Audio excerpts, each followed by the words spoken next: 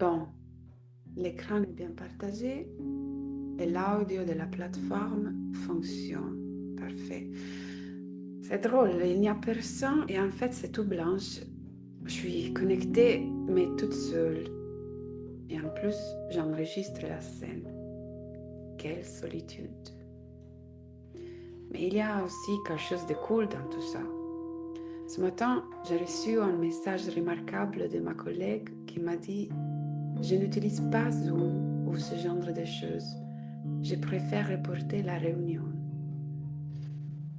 Eh bien, au lieu de m'énerver, je me suis dit: sympa, un petit acte de résistance. Elle espère encore que le numérique ne marque pas le début d'une nouvelle ère. Puis, moi, je ne suis pas vraiment une digi-optimiste. Peut-être ça, c'est juste une forme d'hommage à cet acte de résistance-là, en fait. Pourtant, totalement paradoxal, car je suis quand même ici. En réfléchissant à la manière de me préparer à ce moment, je pensais qu'une présentation de ma proposition de recherche devait adopter un format proche à son contenu. Au lieu de délimiter les choses et les êtres dans un cadre, j'ai ressenti le besoin d'embrasser une certaine indétermination poétique. Cela en incarnant les moments très présents de la recherche collective sur les pratiques performatives et musicales que je vis actuellement. J'ai hésité un petit peu, puis j'ai demandé à Orphée. Czujesz, brate mi, towarzyszu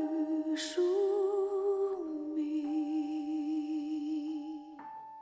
Cette fresque grecque a survécu à l'incendie qui a marqué la fin de la civilisation mycénienne.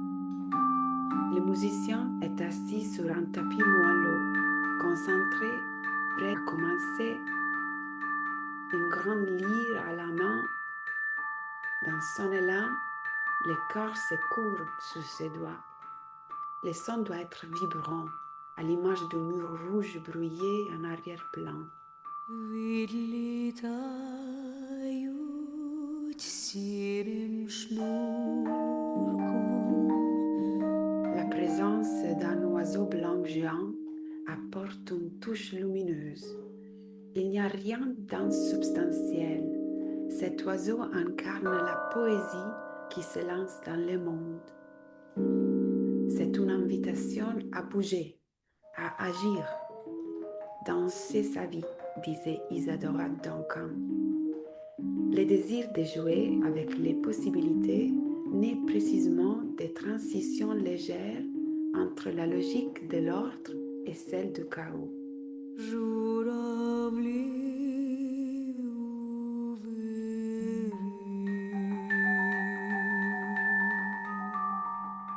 Le temps d'une chanson, l'image montre comment les sens et la beauté s'envolent ensemble.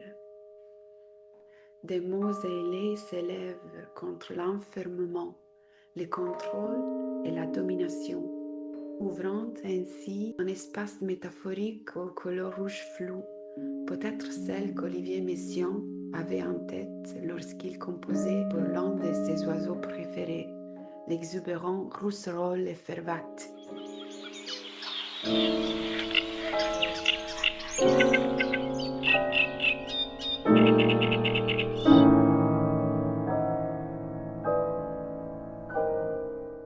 Retour à Orphée. J'ai demandé, c'est quoi une présentation Orphée? Et voilà la réponse. Il n'y a pas de format spécifique pour les PP.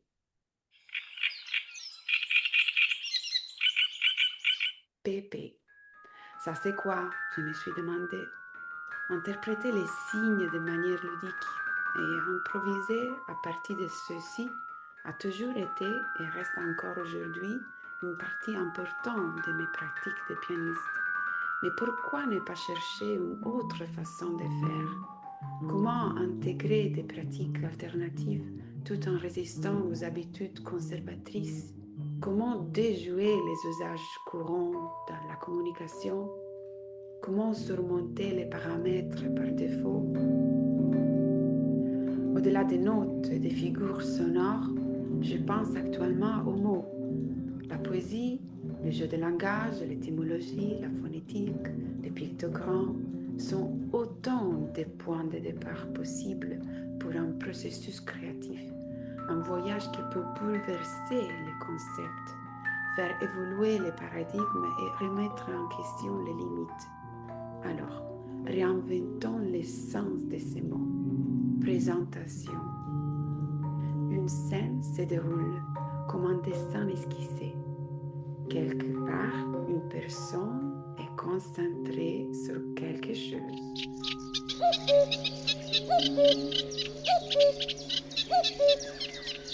Et cette personne se demande comment être plus présent qu'en ligne. Comment montrer réellement les concepts infinis et pro-investigatifs de l'art en tant que pratique reflétant l'état de fusion avec l'environnement, même via des signaux de communication sans fil. Jouer. Un jeu d'observation sur Zoom. Cela commence par l'entrelacement d'un code inconnu à travers quelques lettres et concepts clés. C'est parti. Voici une présentation des pratiques artistiques basées sur le processus, un pépé un peu poétique et surtout joué en pianissimo.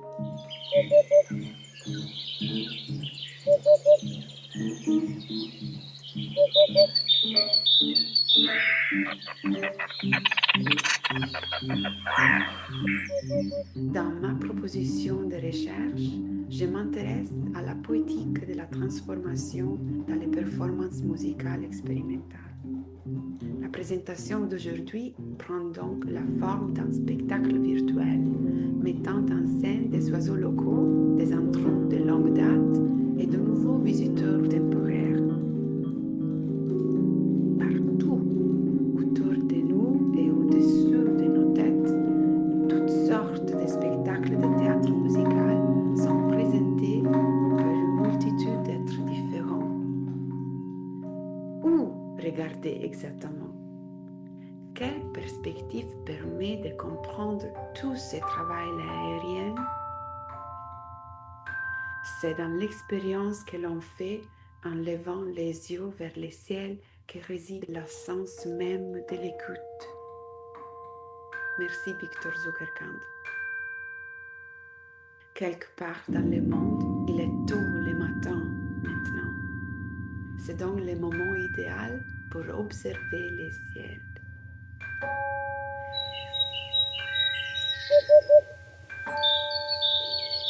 C'est un changement de perspective. Les sentiers naturels, les formes organiques, les lignes de pierres fissurées, les motifs végétaux, les nervures des feuilles, la structure cellulaire, les réseaux enchevêtrés des collines et des routes ne font qu'un lorsqu'on les observe à vol d'oiseau. Tout est interconnecté, comme une scène sans frontières. Pour les oiseaux, le territoire, c'est-à-dire l'habitat où ils s'entraînent, se reproduisent et créent, est davantage un prétexte non pas à la guerre, mais à la fête. Leur territoire est un espace illimité qui séduit les observateurs. Un spectacle sans entracte, sans début ni fin, qui défie les limites. Je suis là. Moi aussi, je suis là. Toi, t'es qui? Regarde ce dont je suis capable. Je peux faire ça et ça aussi. Intéressant.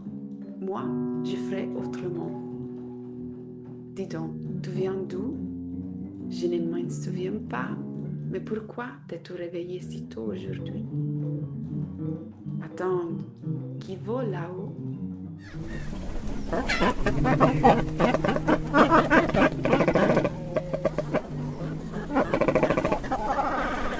Les cormorans. Ils sont encore considérés comme des oiseaux exotiques dans la lagune de Courland, en Lituanie, alors que leur nombre était si faible qu'ils figuraient dans les livres rouges. La colonie des cormorans a connu une croissance croissance exponentielle en 30 ans. Là-bas, cet oiseau est devenu l'ennemi numéro 1. L'homme a pris conscience du danger. Quel devrait être le nombre exact de ces oiseaux pour qu'ils ne constituent plus une menace pour la communauté humaine?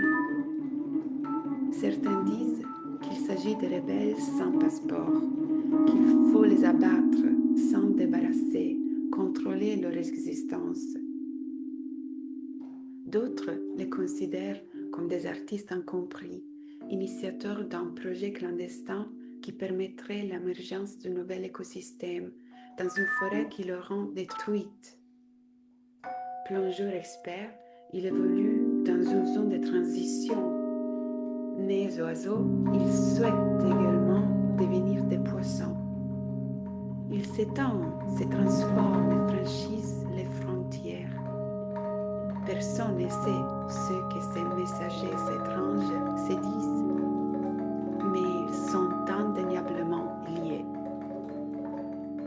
De part et d'autre de l'eau ou de la terre, ne sont-ils pas à la recherche d'un récit exploratoire?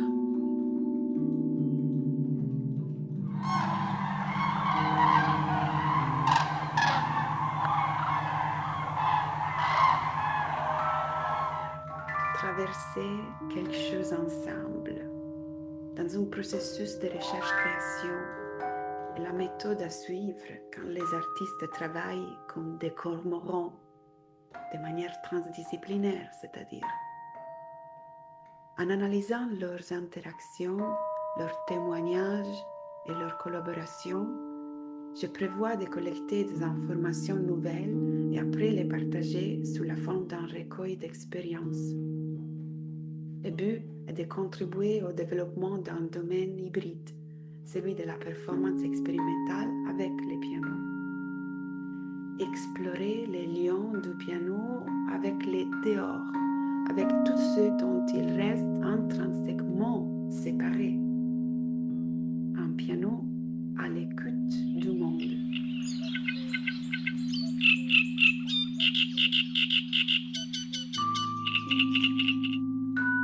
À l'instar des imitateurs d'oiseaux, de nombreux artistes suivent une dynamique collaborative fondée sur des connaissances partagées et sont en perpétuel mouvement d'aller-retour, de saut et d'atterrissage.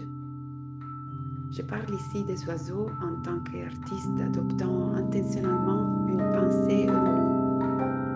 Comment ONU peuvent-ils se rapporter à d'autres réalités? Comment entrent-ils en relation et plus encore comment construisent-ils une résistance collective contre l'épuisement, l'oppression et la violence? Les habitants de la région de l'Isthme de Courlande aiment les silences.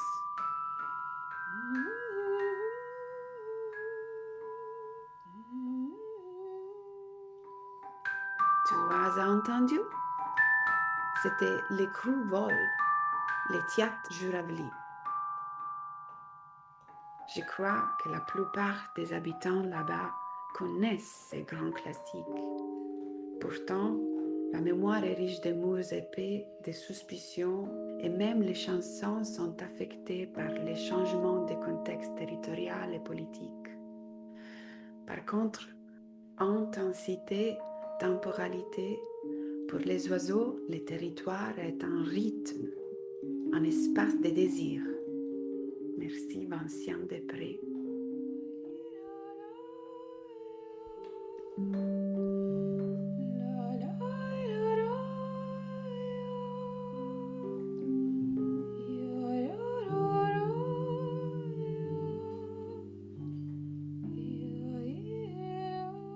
Que percevez-vous dans et à travers ces sons? Voyez-vous comment les sons s'opposent à la fixité, comment le vent sonore déchire la solidité de la terre sous vos pieds, et comment l'enfermement n'est qu'une forme de surdité imposée?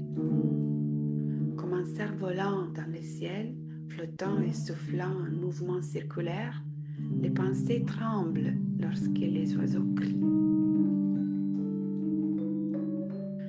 pensée de tremblement ne suppose pas la peur ou l'irrésolu.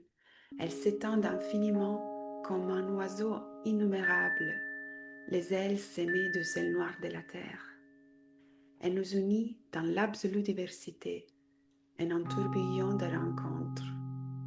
Elle est l'utopie qui jamais ne se fixe et qui ouvre des mains, comme un soleil ou un fruit partagé. Merci Édouard Glissant. En se connectant au présent, ici et maintenant, les frontières s'estompent.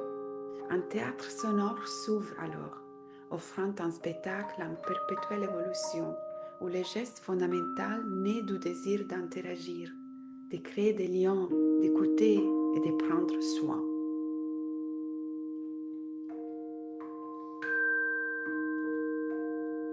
Je fais partie d'un groupe de 5 femmes artistes oiseaux venues d'Allemagne, de Bulgarie et de Portugal pour construire un nid collectif à Kintai, en Lituanie. On est resté là pour tous les mois d'avril. C'était le début du printemps. La magie des arbres verdissants était incroyable, mais le vent était pire, un froid de canard. Bien là-bas, nous avons collaboré avec des ornithologues à la recherche d'une proximité avec les locaux humains et non humains. Nous avons organisé des activités participatives telles que des ateliers, des rendez-vous et des performances. Une fête a marqué la fin de notre séjour temporaire et le début de notre migration suivante. Pas non plus des étrangers et bien influencés par la pensée artistique de chacun, nous continuerons à croiser nos chemins et à nous connecter dans différentes directions. Sous les marais, parmi les herbes tendres et les sentiers envahis par la végétation, la zone lagunaire nous a enseigné pas mal de choses. Chaque fois que l'eau stagne ou se coule lentement, il faut profiter pour partager des propositions nouvelles, contribuant ainsi à la chaîne rituelle de transmission des idées, d'un arbre à l'autre, d'une source à l'autre, et jusqu'au nichoir, et jusqu'au prochain nid. Encore. Ensuite, là-bas, ce nid. En haut, en bas, à gauche, encore. Répétez. Super. Passez au suivant. Voilà. Vous voyez comment les nids collectifs